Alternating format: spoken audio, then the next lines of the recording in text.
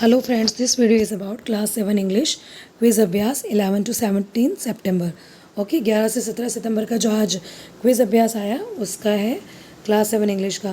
First question ये अपना है चैप्टर नंबर इंग्लिश का chapter number 2 gift of chappals. जो चप्पल को गिफ्ट कर देते हैं ना वो बैगर को, बैगर मतलब भिखारी को, वो जो चप्पल सी जो पुरानी सी दिख रही थी उन बच्चों को, वो है ना भिखारी को, बैगर को क्या कर देते हैं, जो मांगने वाला आता है ना बाहर बैगर, उसको गिफ्ट कर देते हैं। तो वो ये इस चैप्टर का नेम है, a gift of chappals. Okay chapter number 2 the grand mother took मृदु टू। मतलब जो ग्रैंड मदर थी, ग्रैंड मतलब जो दादी थी, वो मृदु को कहाँ लेके गई, रुक्कुमणीज़ हाउस। कहाँ लेके जाती है इसमें, किसी पूजा के घर लेके जाती है, नो। मार्केट लेके जाती है, नो। म्यूज़िक टीचर के, नो। कहाँ लेके जाती है, रुक्कुमणि के घर पर, ठीक है, रुक्कुमणि के घर। The pair of chappal was, जो चप्पल का जो पेयर था, हमेशा जब भी हम जिसे शूज़ का बोलेंगे, स्लीपर का बोलेंगे, है ना, ये सब क्या कहलाते हैं, पेयर। पेयर मतलब क्या होता है, जोड़ा। पेयर का मतलब क्या होता है, जोड़ा। तो शूज़ अपन पेयर में ही पहनते हैं ना, जोड़े में दो होते हैं हमेशा, है ना। The pair of chappal was, देखो साथ में मैं आपको मीनिंग भी समझाती जाऊंगी, ठीक है ना, कहाँ क्या क्यों आ रहा है, ठीक है। क्योंकि वो टोन हो गए थे, फट गए थे। नो, क्वाइट स्मॉल मतलब थोड़े से छोटे थे, क्वाइट मतलब थोड़े से छोटे थे, स्मॉल यानी थोड़े से छोटे, स्मॉल यानी छोटा, तो थोड़े से छोटे थे। नहीं, कवर्ड विद डस्ट, क्या वो डस्ट, डस्ट यानी मिट्टी, डस्ट यानी मिट्टी, मिट्टी से पूरे सने हुए थे क्या, भरे हुए थे क्या, पूरी तरह से कवर्ड थे। तो यस, क्या थे वो, पूरी तरह से डस्ट से भरे हुए थे, है ना। इसीलिए तो बच्चों को लगा कि वो पुराने स्लीपर्स हैं।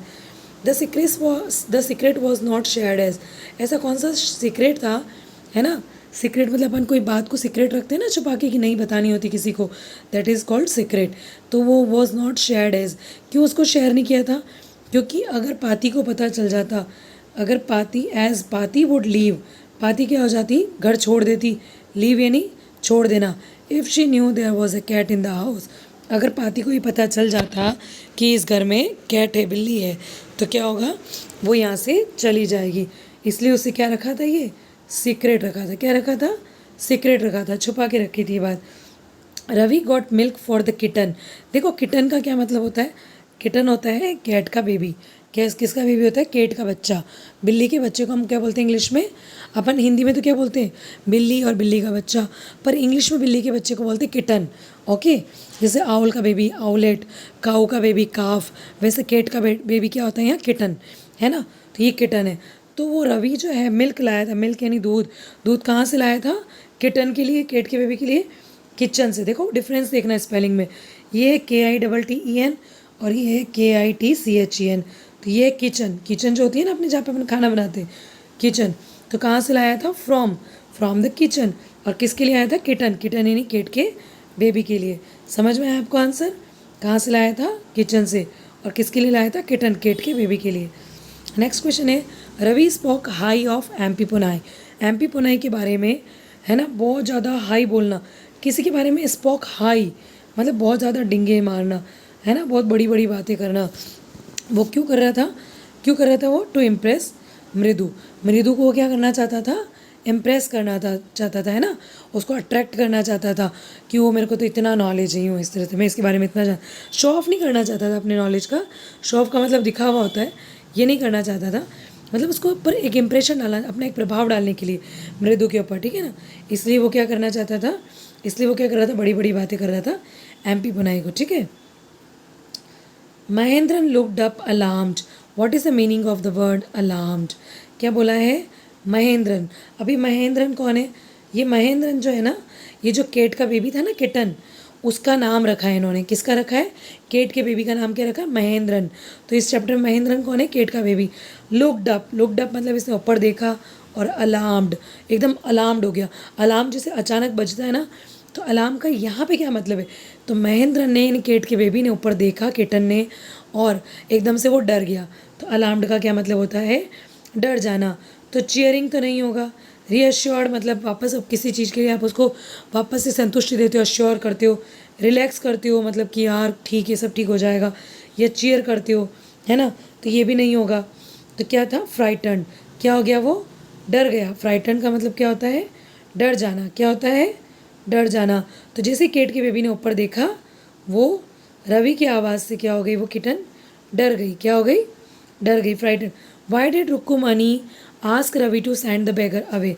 रुक्कुमानी ने जो रवि था उसको यूँ क्यों कहा कि इस बेगर को, यानी ये जो बाहर मांगने वाला जो व्यक्ति आया है, बेगर यानी भिखारी होता है। क्या होता है?